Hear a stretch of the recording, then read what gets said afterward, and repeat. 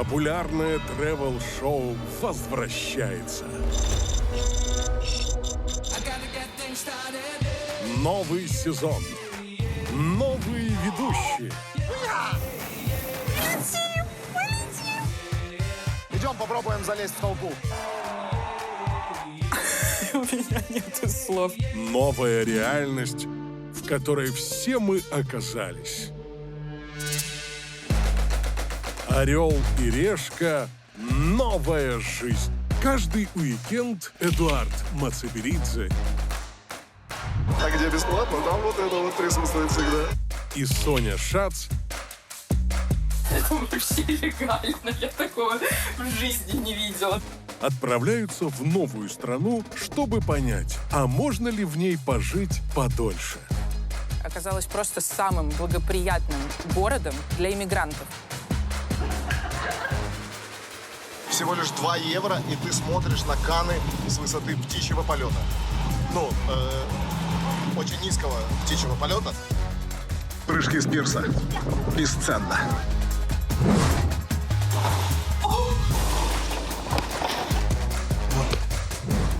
Это были лучшие и самые дорогие 15 минут в моей жизни. «Орел и решка.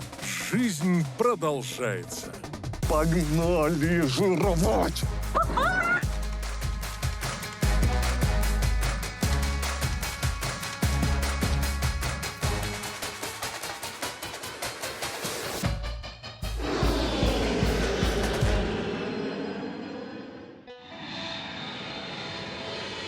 Ола, Соня! Ола, Эдик! Ола, сеньорес и сеньоритес! Иа, это «Орел и решка». Как вы поняли по шикарному испанскому Эдика, мы в Барселоне, в городе, в котором живут миллионы иммигрантов и туристов. И миллионные цены на жилье. Да-да, поэтому посмотрим, амиго, как ты тут будешь выживать на свои $100.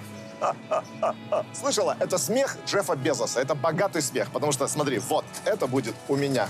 Вот это будет у тебя, Нет. у меня будет орел, Бросай. А у меня тебя будет решка. Да. Все верно, правильно.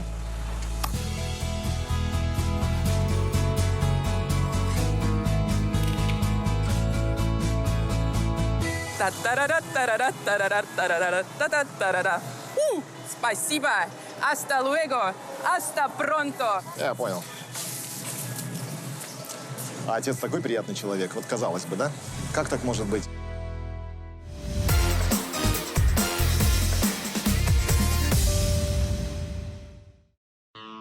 Барселона – один из самых популярных живописных городов Европы. Это город свободы, зажигательной энергии и законов, который так и манит иммигрантов. Испания – единственная страна в Европе, где можно легализоваться через 3 года. Местные называют это форточкой испанской доброты. Что ж, давайте ее приоткроем.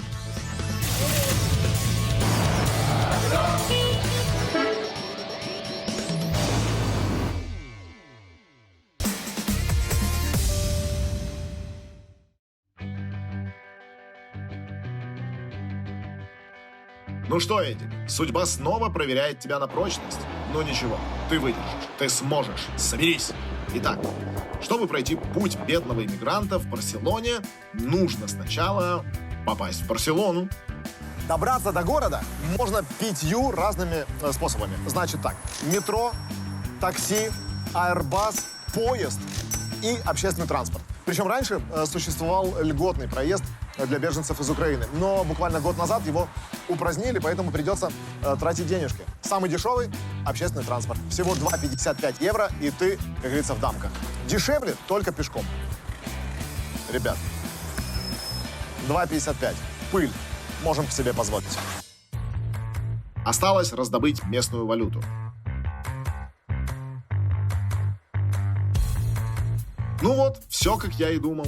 Если вы меняете деньги в аэропорту, меняйте ровно столько, сколько вам нужно будет на проезд. Потому что курс, мягко говоря, отвратительный. Если в городе можно поменять $100, и это будет плюс-минус 90-92 евро, то здесь это 80-82. Погнали. Денег, как яблок за баней. Эй, стой! Ты куда? Не успел. Ну ничего, автобус номер 46 ездит каждые 15 минут. Подожду.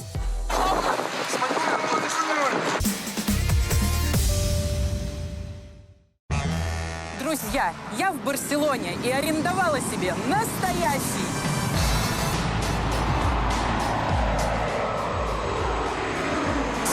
Ну, не совсем, хотя могла себе позволить. Просто заказал себе элегантный, роскошный, дорогой Мерседес с личным водителем. Мерседес А-класса седан. Только посмотрите на него. Этот серый жеребец — воплощение элегантности. Взгляните на эти кожаные сиденья и современный дизайн. Под капотом скрывается 190 лошадиных сил. Именно то, что нужно, чтобы погрузиться. Почему не самолет, спросите вы? Дело в том, что в Барселоне действует закон о тихой роскоши. Это значит, что местные не очень любят свое богатство выпячивать наружу, потому что уровень преступности здесь достаточно высокий. И я, конечно же, могла арендовать себе Ламборгини, но ее бы просто украли. Поэтому мой выбор — это комфортабельный автомобиль, чтобы я сидела на заднем сидении, наслаждалась городом, а меня просто возили.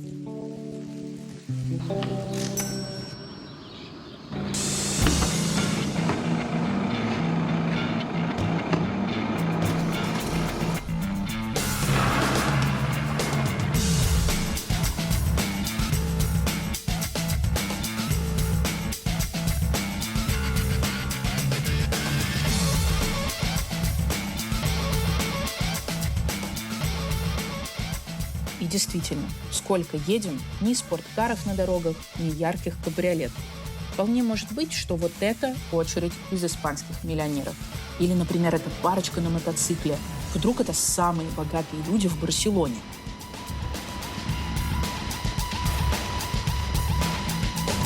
Пока меня возит мой личный водитель Александр, если вдруг вы забыли, рассказывает мне много интересного. Например, что в Барселоне, ну и вообще в Испании, есть ряд очень нелепых штрафов. Например, если ехать за рулем и высовывать локоть в окно, курить сигарету или кататься топлес, может прилететь какая-нибудь бумажечка. Бумажечка может прилететь буквально за все. Музыка в ушах за рулем — готовь 100 евро. Пьешь с бутылки больше полулитра — еще 100 евро. Еда за рулем — забудь. Или заплати 100 евро. Ну а если решил посигналить медлительному водителю, пожалуйста, можешь сделать это всего лишь за 80 евро. Но вам, Александр, разрешаю. Можете раздеваться, я сегодня плачу, так что ни в чем себе не отказывайте. Выполняем.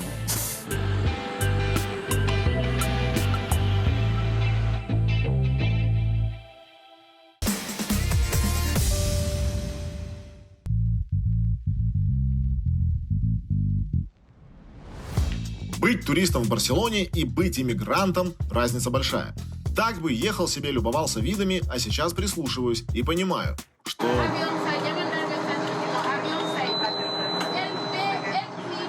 Ничего не понимаю. Конечная моего автобуса – площадь Испания. Это место, где история и современность сливаются воедино, в прямом смысле. Вот она. Одна из главных достопримечательностей Барселоны – поющий фонтан Монжуик. Вот он. Позади меня. Да, фонтан не работает. Сейчас страна переживает засуху и воду экономят. Но я приехал сюда не за тем, чтобы поведать вам эту историю, а чтобы встретиться с человеком, который знает, что делать иммигранту. Марта. Привіт. Эдуард. Знакомьтесь, Марта. Она переехала в Испанию с семьей, будучи еще подростком. Сейчас работает стюардессой. С начала полномасштабного вторжения в Украину оставила на время работу, чтобы помогать украинцам как волонтер. Человек прилетает в аэропорт. Вот, допустим, как я. Рюкзак, $100. Здрасте. Как ему разобраться в аэропорту? Там є як Червоний Хрест, є спеціальне відділення, ти підходиш і тоді звертаєшся, і вони тебе направлять 100%, що є якийсь один перекладач. Как много людей здесь было вообще? Дуже багато. Або в аеропорт, або прямими автобусами приїжджали сюди. Я працювала волонтером саме тут, в цьому павільйоні. Тут я працювала перекладачем. Тут вся поліція знаходилася, вони їм надавали документи, і після цього, як ми їм надавали документи, їм вже надавали житло, і в подальшому їх розміщали. Ты хорошо знаешь испанский? Так. Как давно ты здесь живешь? Більше 10 років. За это время можно выучить испанский. Так. Си. Всі. А у меня неплохо получается, прошу заметить. Поездка в автобусе прошла не зря. А с медицинской страховкой насколько здесь все? Медична страховка – публічна медицина, але вона не так швидко можна нею користуватися, як, наприклад, в Україні, що ти прийшов і тебе зразу проконсультували. Не успею я за 2 дня сделать УЗИ печени, да? Ні. Я понял. Тут, щоб взяти сіту, до місяця часу чекати, а можливо і більше. Навіть якщо ти в критичному стані, тобі просто тебе в перший момент, якщо ти вже хочеш негайно, такого немає. Сіту? Да. Что такое сито? Сіта – це... Это мама сито. Как мне нравится этот смех. Но, походу, тем, кто знает, что такое сито, не смешно. Сито – это первое слово, которое вам нужно выучить на испанском. Переводится как «встреча». А в переводе иммигрантского – запись на прием, на конкретное время, без которой вы не попадете ни в одно государственное или коммерческое учреждение. Так, а остались ли еще какие-то места, где все-таки можно получить какую-то помощь? В Червоному Хресті, коло Сагради Фамілії повинні бути деякі ще пункти прийому. на які- Далеко это отсюда? Звідси так. Пешком это сколько? Ну, десь якщо 30 хвилин. Для нас это вообще не расстояние. Марта компанию не составила. Так, полчаса со мной или Нью-Йорк? Да, я бы тоже выбрал Нью-Йорк.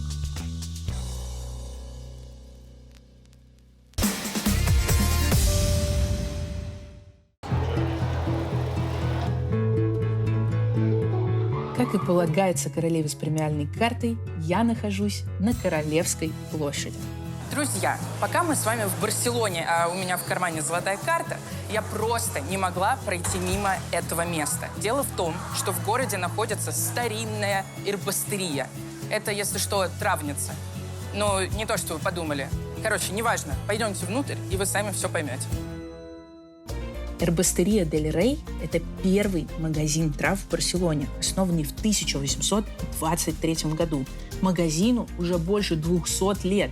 В 1857 году королева Изабелла II Испанская даровала травнице почетное звание – титул поставщика королевского двора. В том же году магазин был оформлен Францеском Солером Раверосой, театральным декоратором, который первым в мире начал использовать 3D-декорации в театре.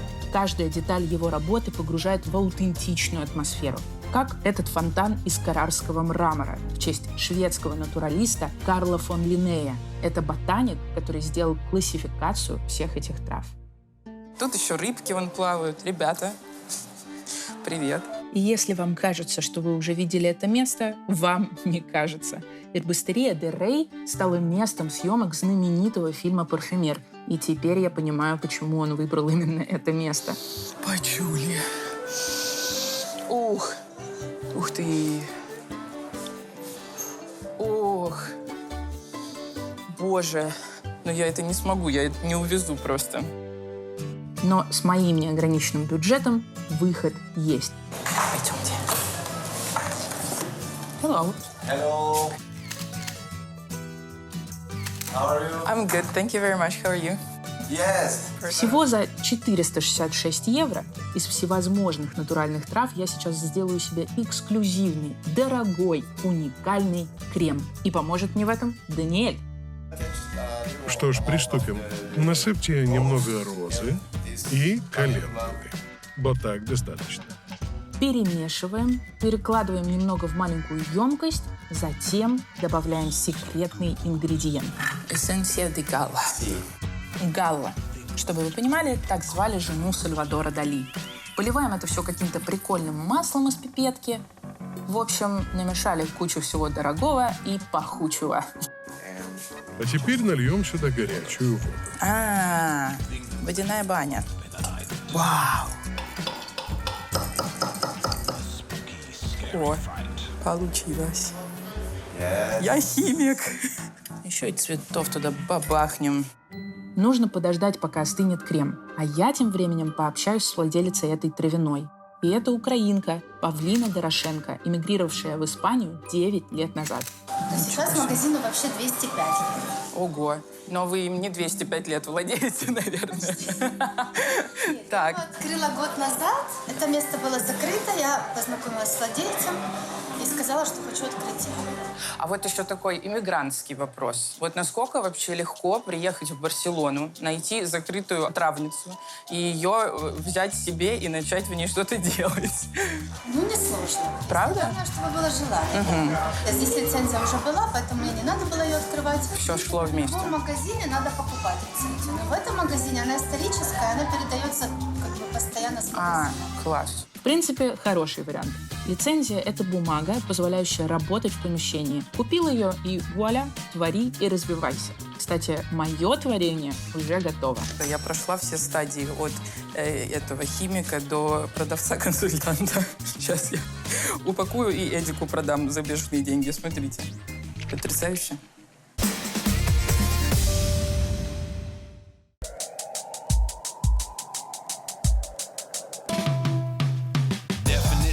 When little with repetition of compositions condition when written for transmissions of television is glittered with points missing the picture in this malnutrition wordplay disappears like magician taking intermission look at these dispositions they're reaching for the fame like it was a skin condition. Я нахожусь в районе Раваль. Это один из самых опасных криминогенных районов Барселоны. Здесь все значительно дешевле, чем в остальной Барсе. А что-то может быть даже и бесплатно, если ты быстро бегаешь. Я не быстро бегаю, поэтому приходится платить.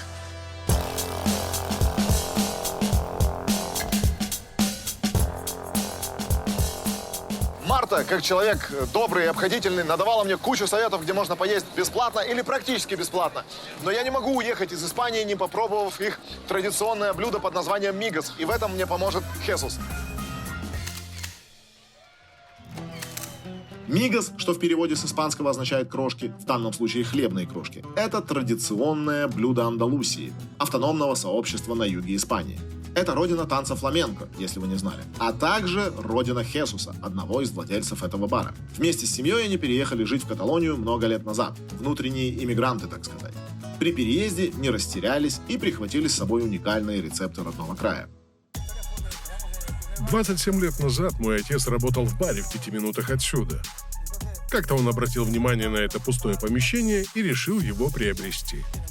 Так мы оказались здесь и начали готовить блюда для андалусцев, в основном домашнюю кухню. Помимо меня здесь работают 2 моих брата и сестра. Отец тоже иногда заходит. 2 брата обслуживают зал и бар, а мы с сестрой на кухне готовим. Вот, кстати, насчет коронного блюда. Если я что-то и заметил за свою, так сказать, гастрономическую карьеру, так это то, что все самые крутые блюда, они не появляются от хорошей жизни. Много лет назад люди работали на полях с утра до позднего вечера, и у них не было много денег. Поэтому они готовили из того, что имели. На фермах с животными удавалось достать какие-то куски мяса. Все это собирали, смешивали, и так получалась достаточно сытная еда. Это запах из кухни? Это вот так пахнет блюдо? Да, это оно. Я просто изнемогаю, ребят. Давайте съедим уже это.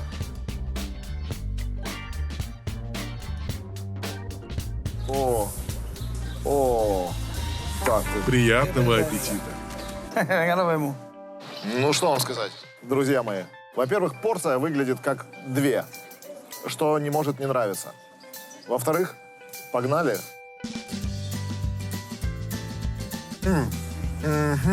Я ем хлеб с чесноком. Чувствую себя немного голубем, знаете, которому накрошили на подоконник. Чеснока столько, я теперь понимаю, почему это ели рабочие и люди, которые идут в поле. Наелся чеснока, и тебе не до, так сказать, консервейшенов каких-то там, конверсейшенов. Не будешь ты к девочкам там, типа, одна здесь работаешь? Так, что я вам имею сказать? Ребята, на свои деньги прекрасное блюдо. Так что попробовать обязательно.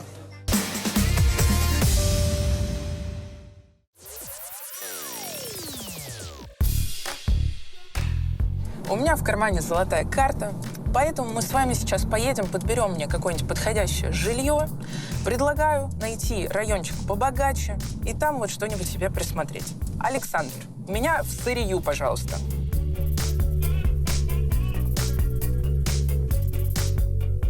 Сырья – это настоящий оазис роскоши и изысканности в горах Барселоны.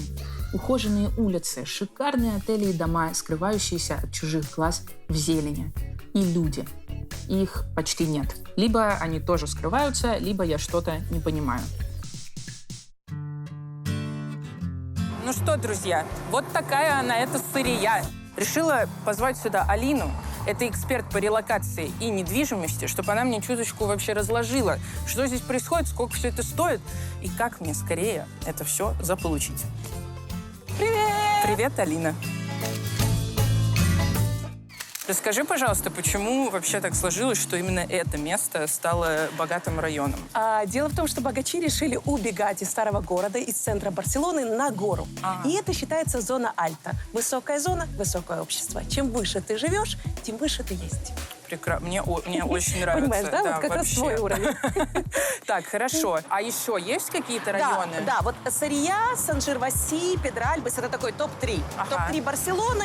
И все мы понимаем, что когда мы слышим это слово, это будет дорого. Почему-то есть ощущение, что все вот эти богатые районы, они вообще не у моря находятся. Да, совершенно. Причем, знаешь, у нас кажется, возле моря, это так дорого, богато. Здесь ровно наоборот. Считается, что море вот там для бедняков. Вот они там пусть загорают, вот они там пусть пекутся на солнце, а мы там в теньке, на ветрах, на горах. Мы спокойненько себе в тишине наших лесов. Богачи любят быть в комфорте. Соответственно, вот здесь они его находят. Тут даже воздух, видишь, им можно дышать. Другой. Здесь рядом находится парк Альсарола. Считается, это легкие Барселоны. Вот, соответственно, легким богачей чистый воздух. Пока Соня наверняка вливается в свою богатую атмосферу, я, как бедный мигрант, тоже не отстаю и вливаюсь в местную жизнь.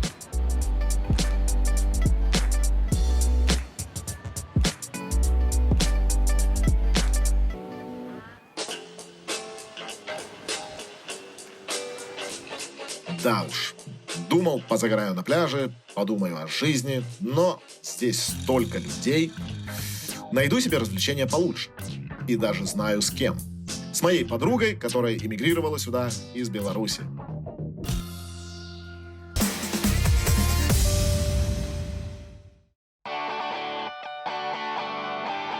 Так, с районом я определилась. Осталось подобрать жилье. А можно ли, вот, например, у меня сейчас золотая карта, психану, хочу переехать в Испанию, легализоваться здесь. Мне поможет моя золотая карта это сделать? Да. Испания угрожает, что отменит ту самую золотую визу, которая как раз очень классно подружится с твоей золотой картой, но пока они ее не отменили, поэтому можно купить вот прямо а-ля завтра, знаешь, за 500 тысяч себе недвижимость и послезавтра податься на золотую визу. И через 20 дней иметь себе резиденцию. 3 года ты получаешь первую, и потом ты можешь ее продлевать до бесконечности, пока у тебя есть объект в твоей собственности. Потрясающе. Ну а если все-таки копнуть ближе к деньгам? Да. Что почем-то тут в этой Сырье вашей? Если бы мы захотели с тобой арендовать вот это здание, такое могло стоить, 1020 евро в месяц. 20 тысяч евро в месяц. Уровень такой, знаешь, что прийти и не стыдно, как говорится. Это сколько ж получается? 240 тысяч евро в год на аренду дома? Да, мне кажется, его купить можно за такие деньги. А скажи, здесь же наверняка не только испанцы живут. Да, конечно, здесь живет очень много богатых иммигрантов, которые уже, конечно, ассимилировались, все говорят на испанском. Ну, например, музыканты, футболисты, да, доктора. Например, у Шакиры здесь есть дом, Опа. у Месси здесь один из его многочисленных домов. То есть это та зона, где престижно жить возле них рядышком. То есть ты можешь пойти в ресторан и, например, поужинать в этом районе. Да. А вот, например, какой-нибудь девушке, кстати, тоже музыканту, вот захотелось бы что-нибудь арендовать себе здесь. Мы ходим все по этим заборам с тобой. А может быть, есть проходочка какая-нибудь в какую-нибудь квартирку, чтобы посмотреть, как оно там внутри. А то я так вслепую инвестировать, как бы Ты не знаешь, готова. у меня как раз есть классная квартира в этом районе всего лишь за 5 миллионов евро. Посмотришь? Вот тупо тупо в кармане у меня. Все, полетели. Ну да, апартаменты шикарные. Такой длинный коридор, зеркала какие-то интересные. Хотя стоп, это же подъезд. Апартаменты-то вот. Алина! 500 квадратных метров. 500. Понимаешь? 500 квадратных метров. Я просто всю жизнь только про 33 квадратных метра слышала. 500 это прям... 5 комнат, 5 санузлов, терраса, бассейн. Бассейн? Здесь? Наверное, мне послышалось. О, телевизор? Да тут диагональ просто как мой ров. Это вообще легально. Я такого в жизни не видела. Слушай, а вот тогда еще один вопросик. Могу ли я тут переночевать на пару дней? И сколько бы мне это стоило? 5 миллионов евро. 500 квадратных метров. 5 санузлов. И все это мое на 2 дня за 2500 евро. Пройдемся по моим новым апартаментам. Тут вот у меня арт. Они шевелятся. Как мягко. Прошу прощения, открывала свою террасу. Это вот терраса, я понимаю. Боже мой. О, там бассейн! И мне такие не послышалось. Так, но у нас проблемы. Я не знаю, как уехать отсюда теперь.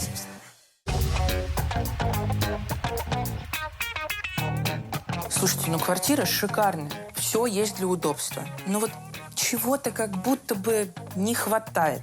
О, нашла. Как я вообще могла тебя не заметить? Ну вот теперь точно all-inclusive. С Картина ТВ у меня под рукой всегда более 85 тысяч фильмов и сериалов с топовых онлайн-кинотеатров. Кинопоиск, Винг, Премьер, Старт и многие-многие другие. Картина ТВ доступен в любой точке мира, где бы вы ни находились. Ваши любимые фильмы и сериалы всегда с вами. Контент на любой вкус и возраст. А самое крутое – это то, что можно скачивать свои фильмы и сериалы и смотреть их потом без интернета. А специально для наших зрителей мы подготовили промокод «Решка». Смотрите «Картина ТВ» всего за 1 евро или получите скидку на годовую подписку. «Картина ТВ». Наслаждайтесь любимыми шоу в любой точке мира. Кстати, я пропустил твою остановку.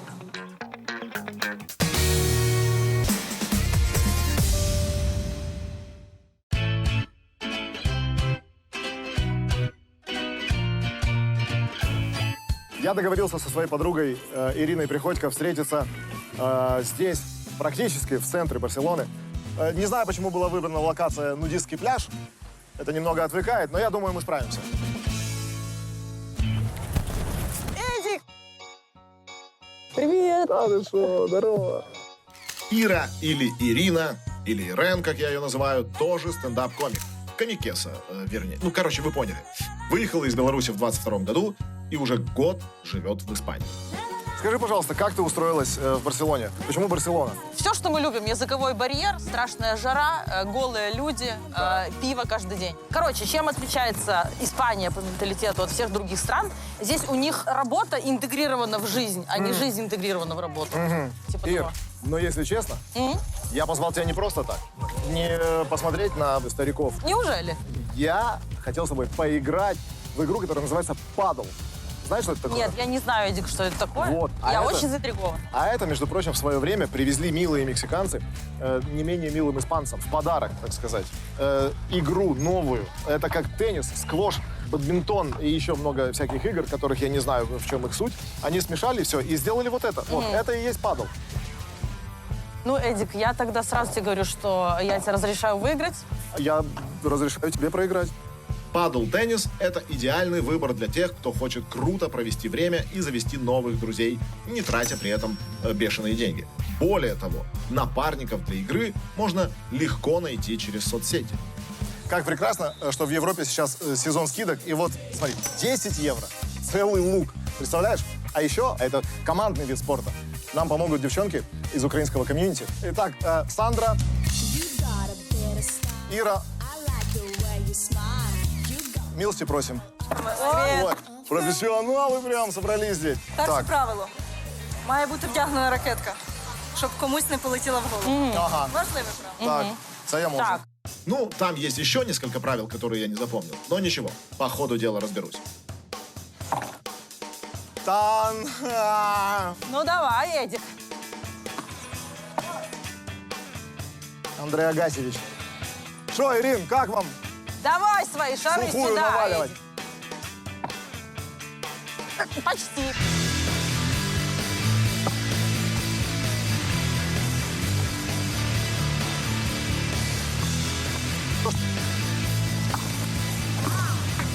Опа!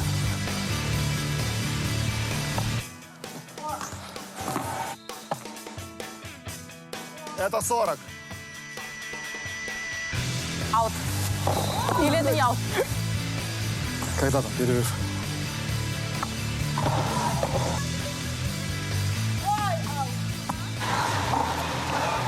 Силы на исходе.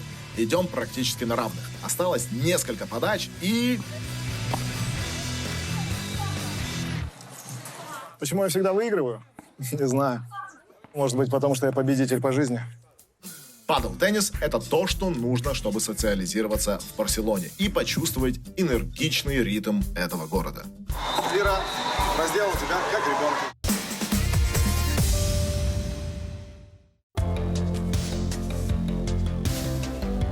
Как бы я ни хотела, но мне таки пришлось спуститься со своих вершин вниз. Захотела пообедать, а свободного местечка в горах для богатого иммигранта не нашлось. Из-за наплыва туристов все мишленовские рестораны заняты.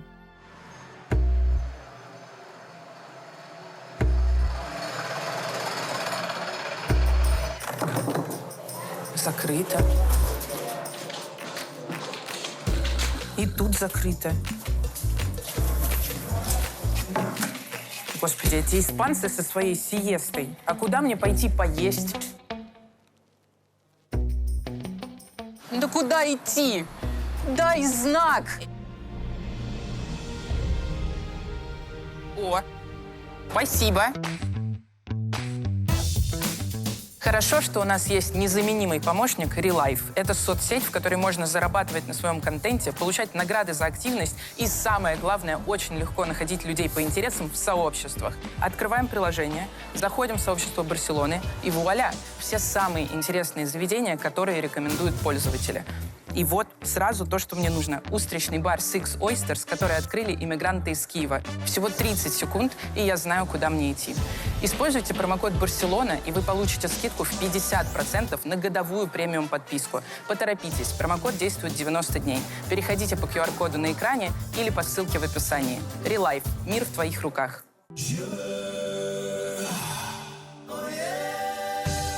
Ну вот, то, что мне нужно. Так как гулять среди толпы по барселонскому пляжу меня не тянет, пускай этим Эдик занимается, я решила ощутить, так сказать, морской поцелуй всего в нескольких шагах от пляжа. И вот я в устричном баре. Gracias. А можно я не буду знакомиться с меню, а вот просто вас попрошу удивить меня, чтобы вот роскошество сейчас какое-нибудь морское появилось? Все, без проблем, я вас понял. Спасибо большое. Честно говоря, с устрицами в жизни у меня не заладилось. Сколько их не пробовала, не идет и все. Но я ведь в Барселоне, а этот город умеет удивлять. Пожалуйста, наши устрицы. Значит, классическая подача устриц с лимоном и соусом винагре. Также 6 устриц с нашими фирменными соусами. Соус японский подается с нори, икрой летучей рыбы. Кровь летучей рыбы? Что? Икра летучей рыбы. В общем, принесли мне много устриц. Очень много. И много разных соусов. Также хотим, чтобы вы попробовали наши гребешки. Гребешок с классическим соусом, лаймом и зеленью. И также запеченный гребешок, он подается горячим, запеченный с сыром. Так, у нас еще 2 блюда. Еще 2 блюда? Ситуация. Вы попали в устричный бар, и вас держат в заложниках. Можно сразу обратить внимание на подачу? Я такого вообще нигде не видела. Тут камни, на камнях ракушки, в ракушках гребешки и устрицы. Ну, это очень красиво. Добавок к этому мне еще принесли запеченные устрицы и десерт. Тартар на подушке. Ну и куда же в Испании без испанской кавы? И действительно, куда же? Устрицы без кавы, деньги на ветер. Согласна. Но у меня столько денег, сейчас можно и на ветер в целом. Ну что, друзья, пришло время вновь встретиться с ними. Сбрызгиваем лимончиком, поддеваем вилочкой и...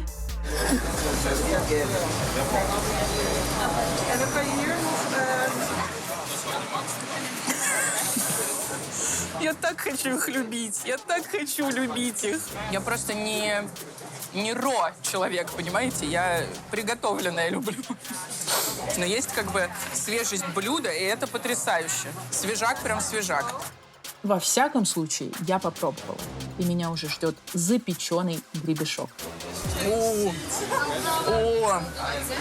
Ой, оно такое сливочное, нежное. 10 из 10. Я никогда не пробовала запеченные. Тест номер 2. Тут сверху сыр и какие-то красные волосы. Прошу прощения. А вот это вообще по-другому. Вот это очень нравится, там какой-то чесночок. Это прям очень хорошо. Друзья, ну что я могу сказать? Я была не права. Оказывается, что устрицы бывают такие, которые мне нравятся. И спасибо большое Six Oysters Bar, что они меня вообще с ними познакомили. Потрясающий обед. Я буду это все сейчас доедать и наслаждаться этой роскошной и богатой жизнью. Эдик, твое здоровье! Но я не могу уйти отсюда, не узнав секрет этих устриц. Знакомьтесь, Ирина из Киева. Именно она открыла этот бар, когда переехала сюда из-за войны в Украине. Расскажи, пожалуйста, как иммигрант из Киева приехал в Барселону и открыл, устричный бар? Я давно мечтала о чем-то подобном. Я вообще фуд-лавер, бар-лавер, коктейль-лавер. В нашей украинской душе всегда устрицы, ассоциация с морем. Поэтому мы были уверены, что здесь также будет происходить. Но я вам хочу сказать, что местных и испанцев еще нужно образовывать и образовывать. Насчет устриц? У нас очень много случаев, когда люди приходят, и я бы хотел попробовать. И пробуют по одной прикол. А вы их сами добываем? Мы нашли отличного поставщика местных каталонских устриц. И, как ни странно, мало кто знает о существовании вообще каталонских устриц. Они выращиваются в дельте реки Эмбро. Ну и они прекрасны. Ну и такой вопрос про деньги, если про можно. Деньги, конечно. Но ты можешь не говорить, если я не скажу. хочешь, но я спрошу. Вот у меня просто золотая карта. Сколько стоит открыть бизнес в Барселоне? Ну, в нашем случае это порядка 300 тысяч со всеми бюджетами и костами, чтобы зайти сюда. Всех, конечно, пугают высокие налоги.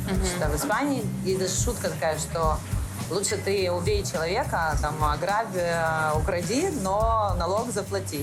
Да уж, интересный юморок у испанцев. Не, ну а чё, 40% налога, это ж вам не шутки. Мы вообще, когда открывались, были уверены, что 99% будут туристы, что это проходная улица, максимально ресторанов, но по факту больше трети у нас гостей это наши, потому что люди скучают за нашими стандартами гостеприимства, сервиса, за красивыми подачами. Я думаю, что просто скучают за чем-то таким хорошим, но при этом и доступным.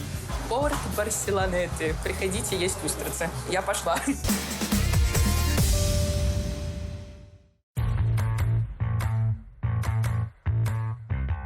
Ну а я восстанавливаю силы, чтобы двинуться дальше в путь бедного, но в душе богатого иммигранта.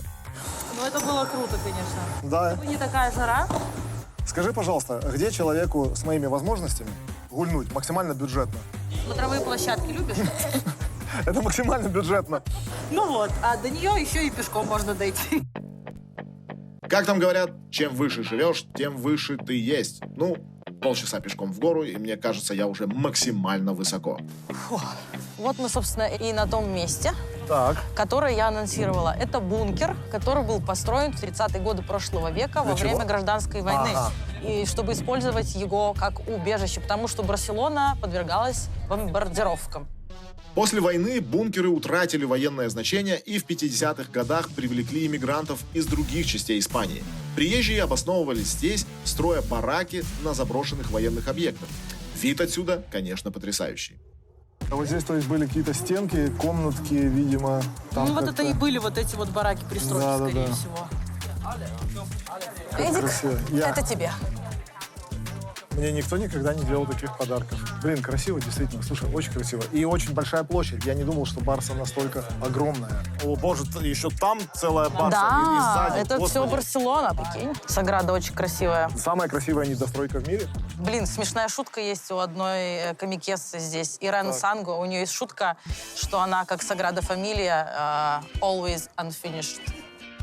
Потому что она не встретила меня на своем жизненном пути. Ну а мой эмигрантский путь может остановиться прямо здесь, если я не найду себе ночлег. У меня есть нескромный вопрос. Ты столько раз приглашала меня в Барселону, говорила: Эдуард, приезжай. И вот он Да, я. и вот когда ты приехал, у меня в гостях родственники. Поэтому, может быть, ты подыщешь какой-нибудь другой вариант.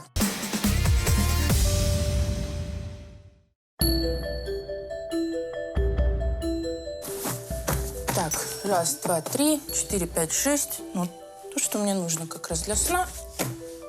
Так, ребят, а я не поняла, о чем мы тут делаем? Все, вещи собираем, свои штативы. Богачке нужно отдыхать, ребят. Ну, мерседесы, вот это все, это знаете, как утомительно. Вперед, уходим.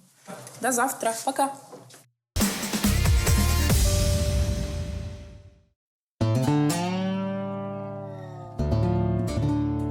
Варианты с ночлегом я перебрал. Свободных мест в хостелах и дешевых гостиницах очень мало. Да и те, что остались, мне не по карману. Но выход есть. Все. Здесь быть граду стольному. Вот. Купил вещь, палатка за 24 евро. Вторая нужна. Слышь, вот в гостинице. Заплатил деньги, переночевал, а чтобы еще раз переночевать, опять плати деньги. А здесь 24 евро отдал один раз, и все, и ночую всю жизнь. Если мне 3-й раз подряд выпадет $100 в нашей передаче, я просто уйду с этого проекта. На денек-другой, потом вернусь. Слезно просить буду. Возьмите назад. Всем хейтерам, всем тем, кто говорил, что у меня ничего не получится, смотрите. У меня ничего не получилось. Радуйтесь.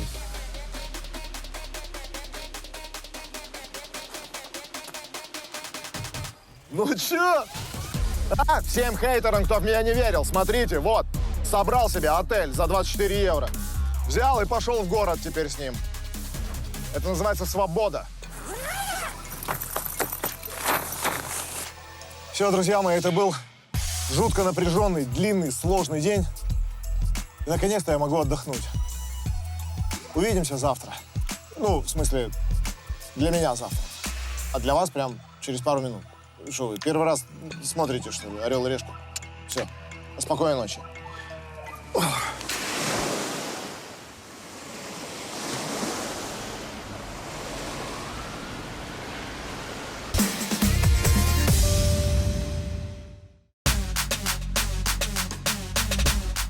Когда еще было темно, я выбралась из своей зоны Альта и приехала за 60 километров от Барселоны, чтобы подняться еще выше.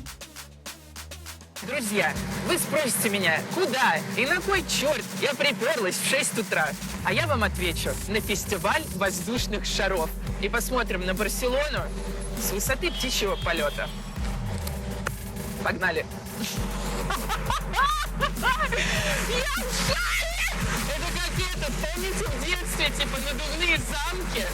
А это шар! Охренеть! Смотрите, сколько их там! Я в шоке. Товарищи, я в шоке. Организаторы впервые провели фестиваль воздушных шаров в 1997 году в городе Игуалада. С тех пор это мероприятие превратилось в настоящий эталон среди подобных событий в Европе и получило статус международного соревнования. Фестиваль ежегодно проводится и привлекает более 25 тысяч посетителей со всего мира. И благодаря своей премиальной карте я одна из них. Вот это Анхель-мужик. Вы видели, как он это сделал? И погнали. Казалось бы, как в такой небольшой корзинке может поместиться столько людей? Но вот мы все здесь, и у каждого будет обзор на 360 градусов. И то, что мы с вами оказались вообще в этой корзине, это реально эксклюзив, потому что это день фестиваля, 25 тысяч человек смотрят на это с земли, а мы, в корзине. Понимаете? Это бесценный опыт. И вот они сейчас все полетят, их почти 50, и мы будем там, и там рассвет, и мы, корзина, шар. Потрясающе.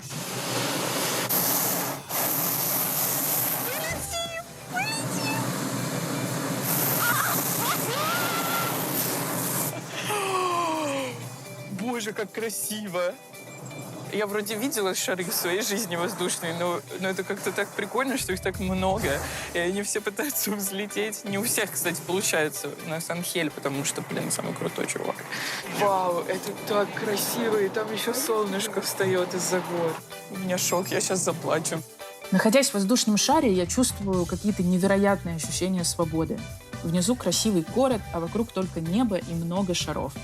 Создает чувство единства с природой, ощущаешь себя частью чего-то особенного. Ветер мягко покачивает шар, и это напоминает плавное скольжение по воде на лодке. Это незабываемое ощущение, которое хочется пережить снова и снова.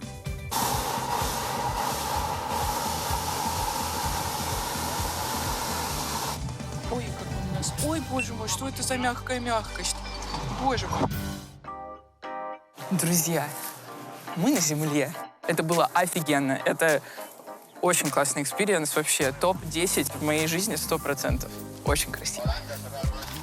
Случилось невероятно. Я получила гражданство. Это паспорт, в котором написано мое имя, он именной. И здесь можно отмечать полеты на воздушном шаре, который ты совершал. И вот он наш в Каталунии на фестивале воздушных шаров с Анхелем. 13 июля мы совершили полет.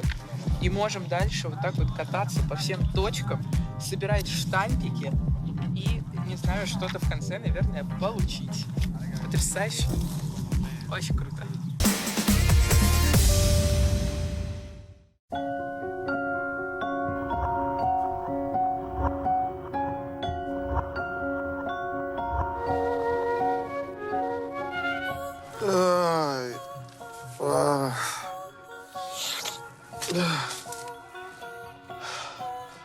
Новый день!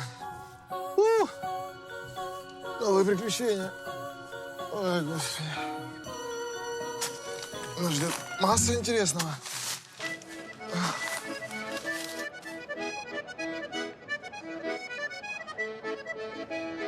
Лучшая часть иммиграции, во всяком случае для меня, это период, когда ты уже немного освоился, понял, что к чему, и начинаешь, так сказать, впитывать местную культуру страны и наслаждаться ее традициями. И если ты в Испании, то впитывать будешь в прямом смысле этого слова.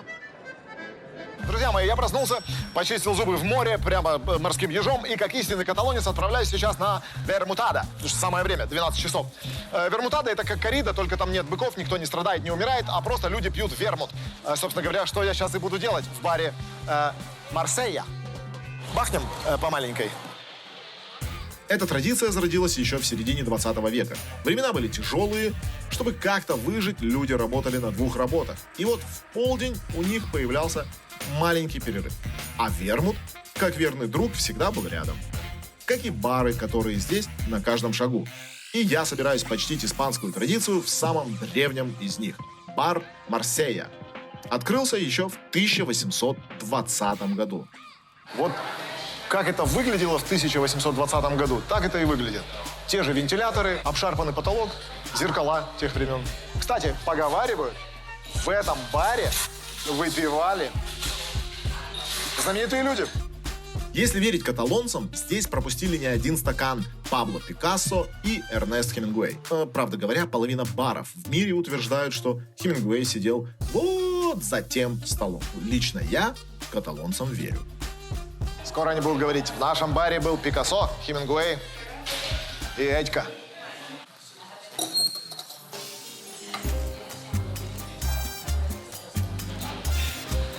Ой, какой запах великолепный, боже. Как сказал бы мой отец, мед. О, ребята. Испанцы что-то допоняли в этой жизни. Может, поэтому они никуда не спешат, может, поэтому они такие счастливые. Потому что они всегда немножечко под шофешечкой. Вчера держал в руках ракетку для падл-тенниса, а сегодня бокал вермута. Мне определенно нравится погружаться в испанскую среду. Привет, малышка. Одна здесь отдыхаешь? Не обижайся, про тебя никто не забыл. Иди сюда, глупышка. Нет, я не изменял тебе. Мы просто пообщались. Этот самый вкусный. И такой пьянящий. Кстати, сегодня финал большого футбольного турнира под названием «Чемпионат Европы». И в нем играет Испания и Англия. И на площади в центре города будут транслировать матч, куда я сейчас, собственно говоря, съем вот это все и пойду. Есть одна проблема. Я больше поддерживаю Англию. Ну что, финал чемпионата Европы. Как говорят у нас в Винницкой области, Go England!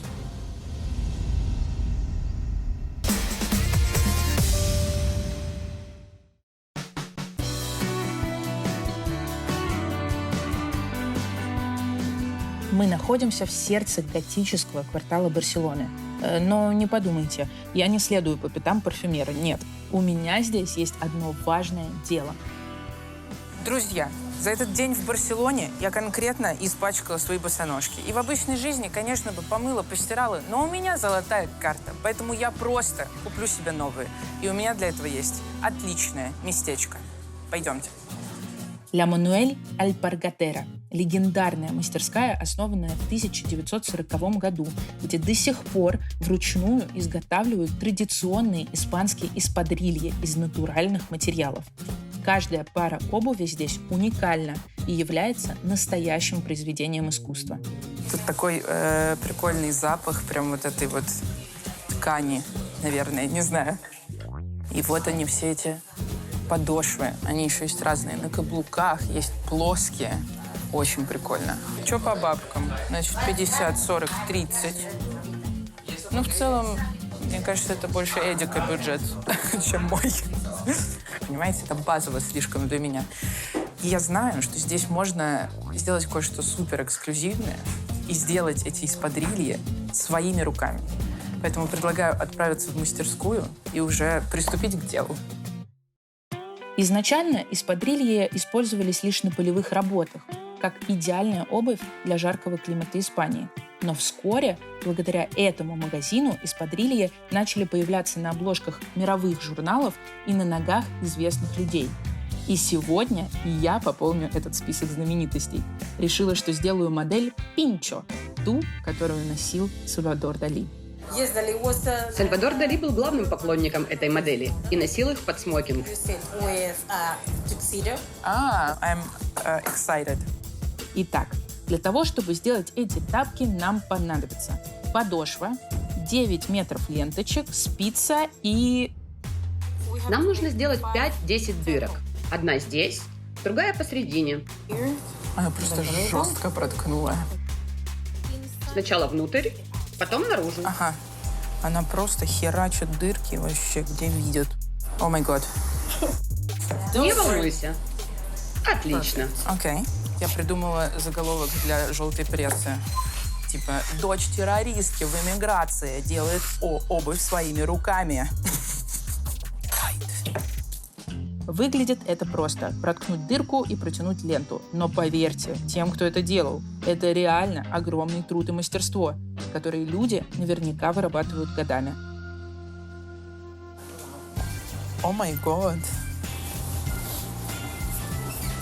Perfect. Thank you very much. Рада была помочь. Ну что, друзья, смотрите на эту прелесть. Новенькие, самодельные, эксклюзивные.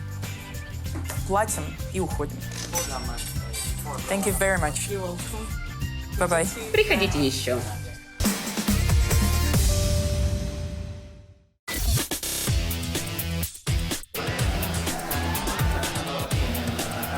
Сегодня важный вечер в жизни каждого испанца. Финал чемпионата по футболу Евро-2024.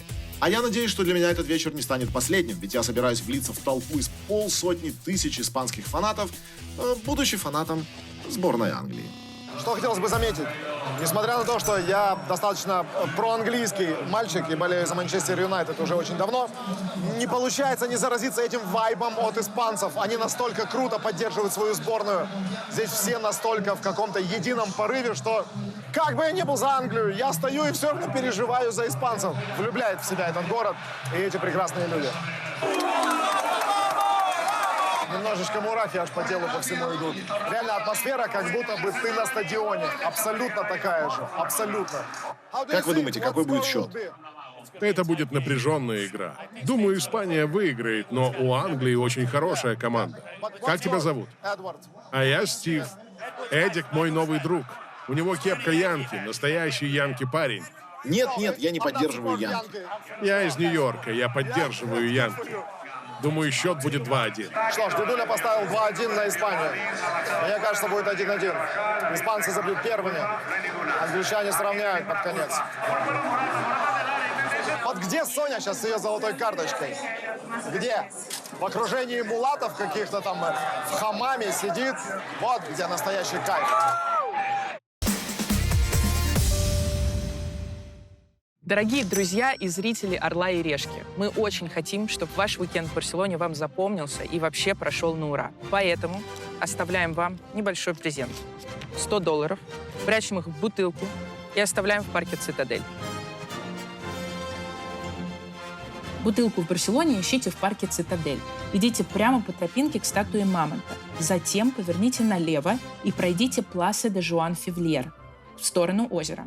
Там, справа от памятника Эмилю Виланове, в кустах и спрятан наш клад.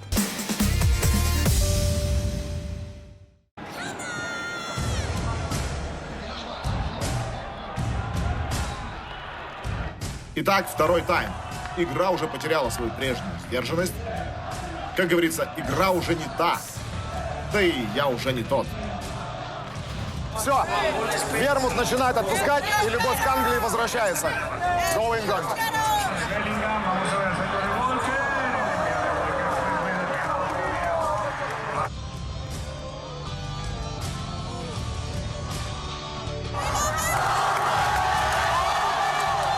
Да, испанцы забили гол. Но я не могу не улыбаться, находясь в такой атмосфере. Какая красота! Насколько жарче стало в толпе после гола. Просто поднялась температура на пару градусов. Но это все лирика. А вообще... Господа англичане, к вам вопрос. Вы придумали эту игру. Она у вас должна быть с молоком Черчилля в крови. На время смотрим и забиваем гол. Что у них, время замедлилось, что ли? Уже 25 минут прошло. Давайте, покажите свою настоящую силу.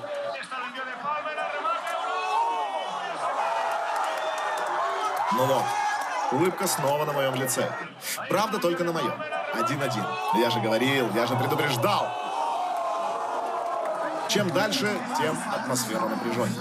Было близко, прям, чтобы англичане второй засунули. Да, болеть за Англию становится опаснее. Но я нашел способ, как делать это незаметно. Ой-ой-ой-ой-ой. Ой-ой-ой.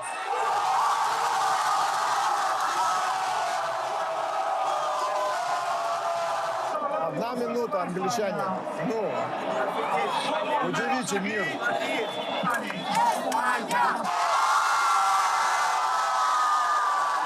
Не удивили.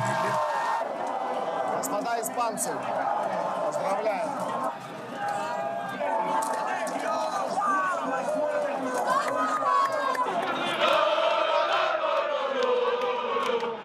Двух дней в Барселоне достаточно, чтобы понять. Город большой, но места хватит не всем. Взял и пошел в город теперь с ним. Это называется свобода. А вот нюансов здесь, конечно, хватает. Лучше ты убей человека, укради, но налог заплати. Ритм города быстрый, но красота замедляет время. У меня шок, я сейчас заплачу. Квартиры дорогие, зато пляжи бесплатные. Это немного отвлекает, но я думаю, мы справимся. Но как иммигрант могу сказать, не так важно, как ты смотришь на город. Важнее, каким ты его видишь.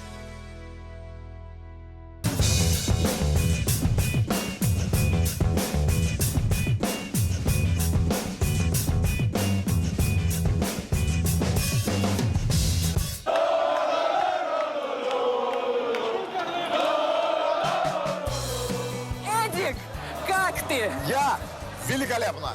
Как ты провел это время? Слушай, несмотря на то, что у меня было всего лишь $100, это просто лучшее время, что я проводил вообще когда-либо. За 2 дня я просто вот с низов до какого-то катарсиса добрался. Несмотря на то, что мои мальчики проиграли сегодня, Ну, слушай. это было просто великолепно. Праздник жизни. 100%. Ну, а переехал бы в Барселону? Конечно. Нет, потому что я считаю, что Барселона — это такое место, куда нужно приезжать, тусить и сваливать отсюда, как из Лас-Вегаса. Вот я полностью с тобой согласна, поэтому предлагаю ехать дальше. Сваливать, как из Лас-Вегаса? Погнали, это я могу. И, кстати, если вы, как и мы, любите путешествовать, то обязательно вступайте в наше сообщество «Орел и Решка» в приложении Real Life. Делитесь своими впечатлениями, советами, лайфхаками путешествий и жизни в разных странах. А по ссылке читайте наш большой гайд по Барселоне. Hasta pronto!